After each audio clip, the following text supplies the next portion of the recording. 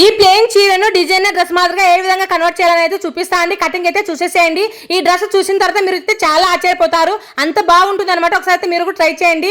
చూడండి, ఇక్కడ వచ్చేసి శారీని అయితే నేను 4 మడతలు అయితే వేసేసుకున్నాను.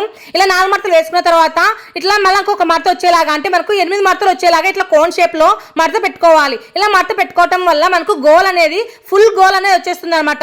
ఆ గోల్ చూస్తే మీరే ఆశ్చర్యపోతారు. అంత ఫుల్ గోల్ అనేది వస్తుంది. మీకు మొత్తం స్టిచ్చింగ్ చేసేటట్టు కూడా చూపిస్తాను. చూడండి, ఇక్కడ వచ్చేసి నడుము లూజ్ వచ్చేసి 30 ఇంచులు అనమాట.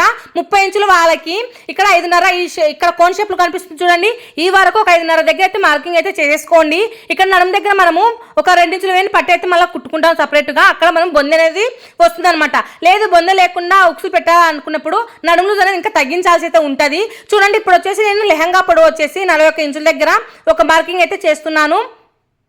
చూస్తున్నారు కదా, ఈ విధంగా మనకు నడుం దగ్గర నుంచి టేప్ని ఇట్లా అడ్జస్ట్మెంట్ చేసుకుంటూ మనకు ఎక్కడెక్కడ ఇట్లా పెట్టుకుంటూ రావాలని ఇట్లా చూసుకుంటూ క్లాత్ అనేది ఇలా చూసుకొని మొత్తం 40 ఇంచుల దగ్గర మార్కింగ్ అనేది చేసుకుంటూ రాండి. ఇప్పుడు మనం మార్కింగ్ చేసుకున్నాం కదా, ఆ మార్కింగ్లోనే కలుపుకుంటూ ఇట్లా కటింగ్ అనేది చేసుకుంటూ రావాలన్నమాట. మీకు ఒకవేళ కనిపించకపోయింది అనుకోండి, సాక్పిస్తే బాగా గట్టిగా ఒత్తేసి గీయండి, అప్పుడు బాగా కనిపిస్తుంది. ఇక్కడ వచ్చేసి మనం మార్కింగ్ చేసిన దాని ప్రకారంగా అయితే కటింగ్ అయితే చేశాను. ఇప్పుడు మనకు కింద 4 లేయర్లకు, అంటే కింద 4 పీసులకు క్లాత్ అనేది తక్కువ ఉంది, చూస్తున్నారు కదా. సో అక్కడ మనకు క్లాత్ అనేది తక్కువ చాట జాయింటింగ్ అనేది చేసుకోవాల్సి ఉంటుంది.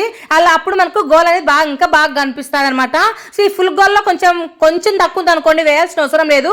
కానీ ఇది వచ్చేసి ఒక 4 ఇంచుల మీద తక్కువ ఉందనేసి నేను ఇక్కడైతే క్లాత్లు అయితే సపరేట్ గా ఒక 4 పీసులు అనేవి తీసుకొని మళ్ళీ కొలతలు అనేవి పెట్టేసుకొని, అంటే ఇప్పుడు మనకు నడుము దగ్గర కానుంచి ఇక్కడ నడుము దగ్గర కాంచి పొడుగు మొత్తం 40 ఇంచుల దగ్గర ఉండేలాగా చూసేసుకొని మరి ఇట్లా కొలతలు అనేది తీసేసుకొని కటింగ్ అయితే చేసుకోవాలి. ఇలా కంపల్సరీ అయితే చూసుకోవాలన్నమాట. మనకు కటింగ్ లో క్రమంగా, అంటే ఇప్పుడు మనం ఆల్రెడీ కట్ చేసినటువంటి దాని మీదనే ఈ క్లాత్ అనేది పెట్టి కట్ చేసుకున్నాం అనుకోండి, కుట్లతో సహా వచ్చేస్తుంది అనమాట.